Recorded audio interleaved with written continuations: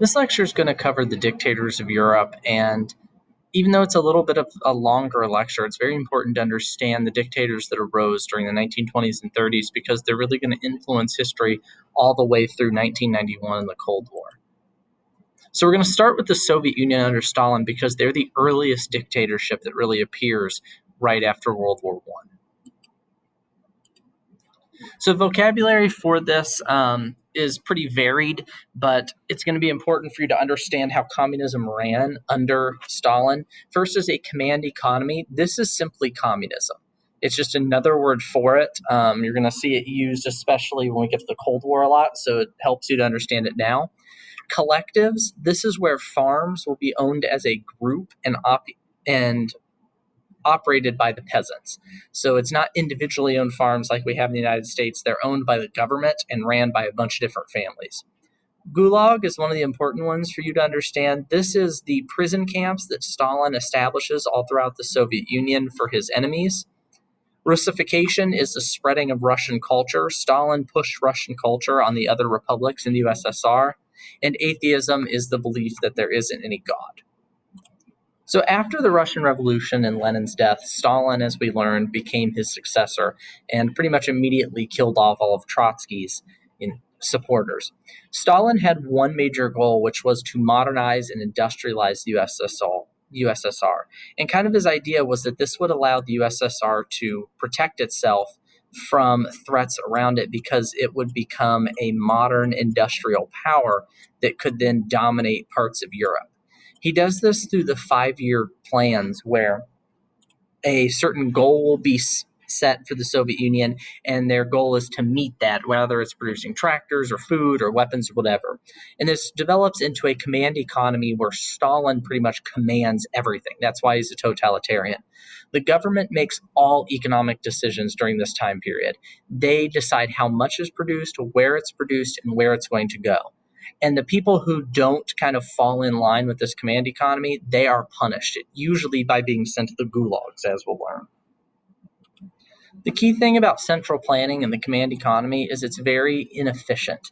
It doesn't produce goods where they need to be produced, and it produces too much of some goods. So while the government will focus on producing grain to make bread, it then makes it so there's not enough pigs produced to produce meat. So there's always shortages of some things and massive surpluses of others.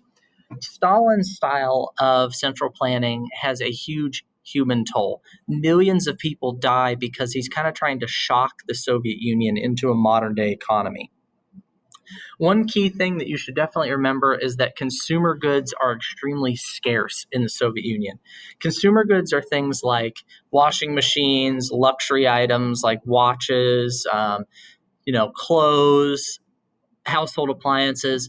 The Soviet Union focuses mostly on producing food and heavy industry. Heavy industry is like, buses, cars, weapons. They focus on that stuff, so there's not a lot of consumer goods left over for the people. The way Stalin achieves this kind of massive industrialization is terror. That's going to be the key kind of thing of his rule. A massive state police force is built, and they spy on citizens. They encourage other citizens to spy on each other. Everything is censored. Your mail is opened. Your phones are wiretapped. I mean, the government constantly watches its own citizens for anybody who may be anti-Stalin or anti-revolutionary. We went over this a little bit, but the farmers are forced onto the collectives, one of our vocab words, and those who resist are shot. So originally, the people that Stalin said he was supporting, the peasants and the poor people, they're now the ones being oppressed by the government. If you were a critic of Stalin, you were a critic of communism, you would be sent to the Gulag. And these were mostly prison camps out in Siberia where it wasn't like the Nazi death camps. They were work camps and re-education camps where people who were troublemakers would be sent to learn how to be a proper communist. Now, millions would perish in these gulags. The conditions are terrible. You can see from the picture down in the bottom right that they're really not that different from the concentration camps and how they house people. But the main idea was to get the troublemakers away from the rest of the population of the Soviet Union and isolate them. These are the examples of collectivization. You can see how there's like Communist Party officials watching the peasants work in their field. They begin to industrialize their agriculture to produce more food. But one of the bad sides of this is what's called the Holodomor over in Ukraine. The Ukrainians really resisted Stalin's efforts to collectivize their agriculture and take their farms. So Stalin purposefully pretty much starved Ukraine into submission by creating a famine there. And obviously it'll be known as the Holodomor and plays a very big part in Ukrainian history today. Politically, Stalin was always paranoid about enemies, and he began to take on the Great Purge. And this is where he purges the old Bolsheviks from the government, from the army, from teaching, from universities, anywhere, and begins to replace them with people who are completely loyal to him. So he targets everything. I mean, he targets everything from writers and factory managers up to teachers, to army officers, to government officials. In this picture over here on the right, you can kind of see what he does. It's not just that the person is executed, the person is completely erased from history. Photos are doctored, so that person is deleted in the picture. So they're no longer considered there. They're not even part of history anymore. What this does is it kind of has two major effects. One, it replaces the old leaders with people loyal to Stalin. So there's a bunch of yes men now around Stalin. But two, it sets the Soviet Union back quite a bit because now all of their major economic, educational, military leaders, they're essentially dead and gone. And that's going to be a major part of World War II. You can see here the locations of the different labor camps and the gulags. They're all over the Soviet Union. They're very, very widespread. One thing that Stalin did immediately, and this really qualifies him as a totalitarian, is he builds a cult of personality around himself. He is like the solution for all of the USSR's problems. And you can see this by these paintings and pictures down here. Stalin is viewed as like the father of the Soviet Union, who you look up to and who will lead the Soviet Union to greatness. You can see it more here, kind of celebrating the Soviet Union, making the Soviet Union look strong. Stalin also promotes Russification. His idea is that Russian culture should be the only culture in the USSR. He's not really a nationalist, but he views it as a way to unite the USSR together. He strictly opposes nationalism because nationalism really isn't communist. It breaks down nations, in his opinion. So what Stalin does is he tries to replace nationalism and he tries to replace religion with communism. You aren't loyal to your nation. You aren't loyal to your religion. You're loyal to being a good communist. So like we went over at the beginning of talking about the USSR is made up of a bunch of different countries, and he wants to unite them all together. So the idea is it doesn't matter if you're from Azerbaijan or if you're from Georgia, or if you're from Uzbekistan, you are a communist who is in the USSR. The issue with this is communism totally doesn't bring a classless society. There's still a rich upper class made up of Communist Party officials, and then there's everybody else who works in the government. Our next totalitarian to rise in Europe is going to be in Italy. And you probably haven't heard that much about this guy, but he's actually the founder of fascism. So the vocab here to start with is going to be the black shirts. This is they're like a militia led by the fascists in Italy. We'll talk about them a little more. The March on Rome, where Mussolini, the future fascist leader of Italy, will take over control of Italy. Totalitarian state, we've already gone over this one. This is a government where all aspects of a citizen's lives are kind of regulated by the government. And then finally, the new one that you really need to focus on is going to be fascism. Fascism is the opposite of communism. They hate communism. And the idea in fascism is that the state, so the government and the group, the nation, is more important than an individual's rights. So you focus on, is this kind of good for everybody in the country? So a lot of people consider that Hitler developed fascism, but that is actually false. Mussolini is the one to develop fascism, and then Hitler actually takes a lot of ideas from Mussolini. So Italy at the end of World War I was facing a bunch of issues. One, it was angry because it didn't get any of the territory that it was promised in the treaties after World War I. They feel like they fought for nothing. A lot of the military is very angry. A lot of the people are angry. They're also facing a lot of socialist and communist pressures. There are revolts all over the place, especially in the countryside. And then finally, and probably the biggest reason, is the Great Depression hits and really does a number on Italy's economy. Italy was already a little behind the rest of Europe industrially, so the Great Depression affects them a ton.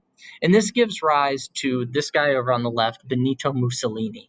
He is an extreme Italian nationalist, and this is kind of one of the hallmarks of fascism, extreme nationalism. He wants to turn Italy into a new Rome. He wants to rebuild the Roman Empire, make Italy respected again. He's a highly charismatic speaker who gives very passionate speeches to get people together, and he is going to go on to form the fascist party over in Italy. So over a few years, Mussolini began to gain some traction with his fascist party and get more and more followers, and he used the black shirts to gain power. So the black shirts are those guys in the upper right-hand corner, and they're like a paramilitary militia. They're not loyal to Italy. They're loyal to the fascist party, and specifically Mussolini. And they use violence. So if there is a political party that disagrees with the fascists, the black shirts will show up and they'll just start getting in fights at the rally. They'll tear down banners, and they let other parties know, you're not allowed to be here. This is fascist territory. Eventually, in 1922, the fascists get enough power that they march on Rome. So they walk all the way from Naples, Italy, up to Rome to demand change from the Italian government and the Italian king. The king was so afraid that Mussolini had so much support using the black shirts that there was going to be a civil war that he voluntarily gives Mussolini the ability to kind of be in charge of Italy. He appoints him to be in charge of Italy. One key thing that you have to remember, all these fascist dictators, they're either appointed or they're elected into office. It's not like they took power through coups. So in 1922, Mussolini becomes Il Duce, the leader of Italy. He immediately begins turning Italy into kind of a modern fascist state. And this is kind of a new experiment. There hasn't been a government like this. So in the fascist economy, it is kind of a hybrid between capitalism and communism. The economy is under government control, but it's still capitalist. The idea is that the government decides what is needed for the country, and then private businesses make it. So business owners work very closely with the fascist party to control industry and kind of create what the country needs. And remember, it's all for the good of Italy. Because of this, workers are also forbidden to strike because they have to work to make Italy strong. So it's kind of like the government acts like the moderator of all business issues. You can see in the picture in the top right that they viewed their workers as like something to take pride in. I mean, look at the strong Italian man. He's a steel worker. He is making Italy strong. He's not working there because he needs money. He's working so that he can advance Italy. This slide is probably the most important because this explains the key piece of fascism. Under fascism, loyalty to the state is the most important, and it's usually loyalty to the government and your people. So in Italy's case, it's loyalty to Italians. What unites everybody is they're all Italian. So the state, the government, is more important than an individual's rights. What is good for the whole is better than what's good for the individual. They have very strict gender rules, and you can see that here. Men are supposed to be soldiers and workers. They're supposed to be the ones going out, taking land for Italy, getting what Italy needs, but also, building the Italian state. Women, on the other hand, are supposed to, as Mussolini would say, win the battle of motherhood. They're supposed to have children and raise the next generation of strong Italians. As a child, your entire life would be steeped in fascist propaganda from Mussolini. You would be taught the glory of Italy and how Italy needed to revive itself. You'd be taught if you were a male that you need to be a strong soldier. If you're a woman, you needed to be a strong wife and mother. And they do this a lot through the use of youth groups. We'll see this both in the communists and we'll see this with the fascists. There are after-school youth groups that I guess the only thing to really compare them to is like mandatory Boy Scouts that prepare kids for their future lives while also kind of indoctrinating them into fascism. These posters all demonstrate the major like tenets of fascism. So first is loyalty. You serve the Italian state. You're a soldier and you're going to fight for Italy. Next is nationalism. This woman is kissing the flag. She's honoring Italy. She's dressed in traditional Italian clothing. And finally is expansion. Fascists believe that they need to expand and get and take the resources they need. And you can see here that Mussolini is kind of hearkening back to the old idea of the Romans going out and conquering territory, gaining colonies, and doing it for the glory of Italy. The main appeal of fascism is it is strong and stable for a while. A strong-handed dictator can direct a country very easily to rebuild. And the reason for this, I will just put, it's the Great Depression. The Great Depression made people so desperate that they were turning to people like Mussolini and Hitler. Because of World War I, also, nationalism kind of gave people revived pride in their country. Remember, Italy didn't get what they wanted, so it's kind of that they're going to get the things that they deserve. I can't say it enough that the Great Depression is really what causes this. Without the Great Depression, you wouldn't have had Hitler, you wouldn't have Mussolini, because people wouldn't have been desperate enough to elect someone who gives them the promises that they did. Our final totalitarian is going to be obviously Hitler in Nazi Germany. And it comes as a surprise to a lot of people that he's the last of them to really rise. Like, he kind of copies a lot of ideas from Mussolini. So the vocab for Hitler, first we have to understand what a chancellor is. This is Hitler's official role. This is just the highest official in a country. The Ruhr Valley, this is an area in Germany, and it's going to be very, very important once we start talking about World War II. Hyperinflation is one that you should definitely know. This is where the government prints too much money and money loses its value. So where you could previously buy with a $100 bill, maybe a ticket on a train, that same $100 bill now, it can't buy that ticket because there's too many $100 bills out there. And it takes a whole wheelbarrow to buy that. The Third Reich, that's the official name given to the Nazis regime in Germany. It just means Third Empire. And then the Gestapo is the secret police of Nazi Germany. So after World War I, Germany faced a whole host of problems. Germany became the Weimar Republic, and it was an extremely weak government, mostly because of the sanctions and the issues from World War I. One, Germany had those massive reparations that it had to pay to Britain and France, and that absolutely gutted their economy. This caused the government to have to print more money to pay all its workers. But when they printed more and more money, the money became worthless. And you can see from those two pictures in the bottom right, that's money that those kids are stacking. That's money in a wheelbarrow. But honestly, that amount of money in the wheelbarrow could probably only buy maybe a loaf of bread. Their money was worthless. So nobody had enough money to actually do anything.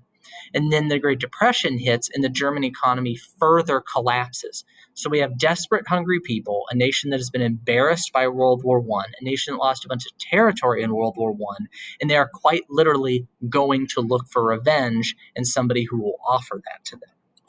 That person who offers them revenge is going to be Adolf Hitler.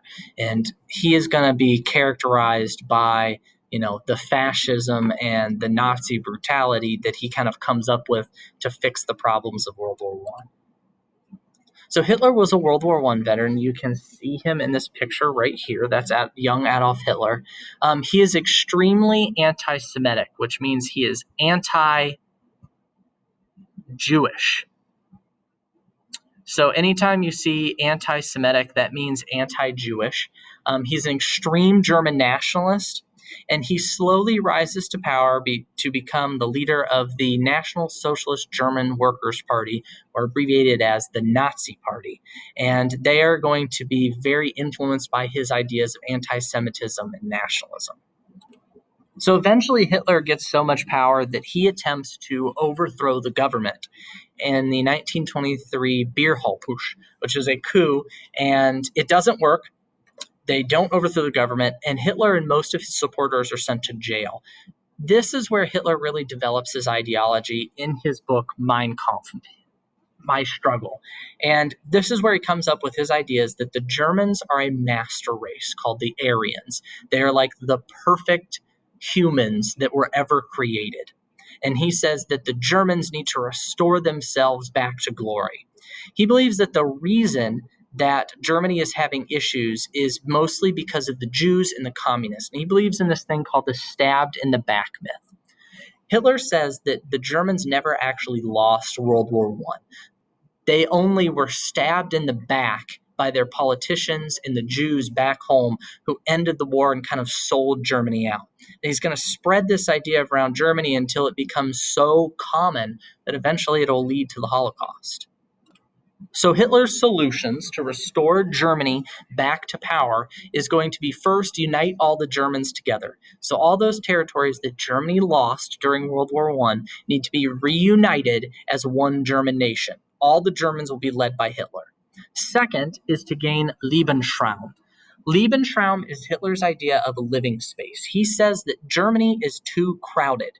So Germany has to expand, take over land in Eastern Europe, exterminate the inferior people who live in Eastern Europe, and resettle that land with Germans. Those inferior people are the Slavs, the Jews, the Roma, and the Sinti. Frequently, the Roma and the Sinti, who are shown in this picture below, they're referred to as the gypsies, and Hitler considers them like subhuman. They're not even people, so they need to be exterminated so that Germans can have that area. This cartoon from Germany shows the idea of Lebensraum. So you have France over here and Britain over here, and it's talking about how dense their populations are. So in France, there's only 42 people per square mile. In Britain, there's 47. And Hitler says that in Germany, there's 108.6. There's too many people. So they need to take over land so that there's more room for Germans to live, expand, and grow. Eventually, Hitler is appointed leader of Germany. He is elected by the people, and he forms the Third Reich. He renames Germany the Third Reich, or the Third German Empire. And he immediately begins combating the Great Depression and is pretty successful at doing so. He creates public works programs just like the United States, Britain, Italy did, where dams, bridges, the Autobahn, all these roads are built to just get people jobs.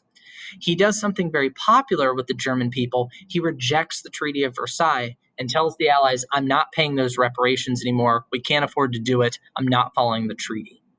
His third thing he does, and this is the thing that kind of breaks the Treaty of Versailles a lot, but also gives Germany a huge edge at the beginning of the war, is he rearms Germany. Not only does this give people jobs and get soldiers in the army who then have jobs as well, but it also makes Germany strong and is beginning to lay the groundwork for the Nazis to go out and gain the Lebensraum that they think they need. As you can guess, Hitler is very much a totalitarian. He is in control of everything. So the Nazis controlled life from school to who could get married to when you could get married to where people lived. Everything's controlled by the Nazis.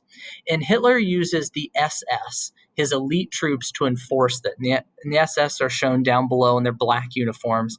And then the Gestapo is the secret police who kind of hunts down anybody who is against the Nazi regime. They're going to be tasked with hunting down Jews, communists, Roma, and Sinti all over Europe when World War II breaks out. You can see some of the aspects of totalitarian rule here, the different youth groups, the German Nazi youth up above, and the League of German Maidens below for girls that taught Nazi propaganda, and the idea of the perfect German family. The man is a strong worker and soldier, the woman staying home and raising, perfect blonde-eyed, blue-eyed, or blonde-haired, blue-eyed children for Germany. So I hope this makes sense of these three totalitarian regimes and kind of helps you see how World War II started and the issues these regimes posed. And if you have any questions, let me know.